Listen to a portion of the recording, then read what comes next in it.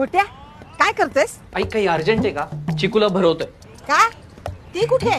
आंघोळ. मग खाते का नाही? आंघोळ करताना कशी खाईल आई? अरे चिकू खाते का नाही? नाही. कशी खाईल? हाताला चव पाहिजे ना. आशाताई नाही आहेत का? त्यांना सांग ना करायला. आई फळं आहेत. आता आशाताई फळं बनवणार आहेत का? फळं असली म्हणून काय झालं? चांगल्या फोडी कराव्यात, त्यावर मीठ मिरपूड घालावं. आई म्हणून लेकरासाठी काही करेल का नाही? आई काय काय करेल ती? 2च हात आहेत तिला. बायल्या रे बायल्या, वकिली कर फक्त तिची गोट्या. आई गोट्या म्हणू नको.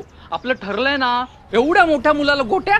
अरे गोट्या नको म्हणून तिनेच पढवलं असणार. तुला किती कंट्रोल करते ती कळतंय का? का निवडली असशील अशी सडेल मुलगी?